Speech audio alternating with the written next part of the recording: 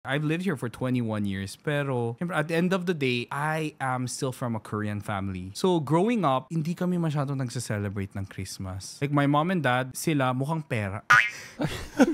Pero in a good way and a bad way, I guess. Like, kasi, good way, kasi they're very business-minded. So, parang sinusulit nila. Alam nila na gagastos yung mga tao tuwing holidays. So, if you guys didn't know, our family used to own a restaurant. Used to. Due to health conditions ni mama, nag-quit siya. Pero ayan, so, sinusulit niya tuwing Christmas and New Year. Kaya super busy siya tuwing Christmas and New Year. And in exchange for that, I had no one to celebrate it with, diba? So, wala lang. Parang, yeah, yumaman siya.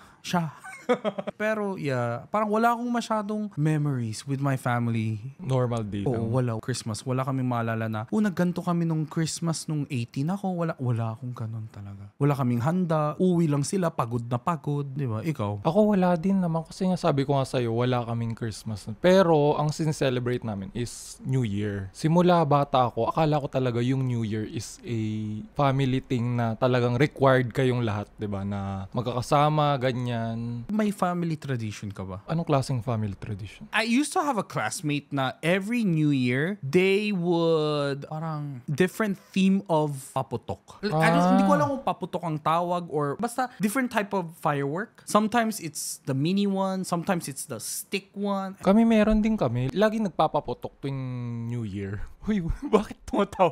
Ibang putok yung iniisip. Ilan kayong magkapatid? 2. So 2 beses lang kayo nag-celebrate ng New. Hindi.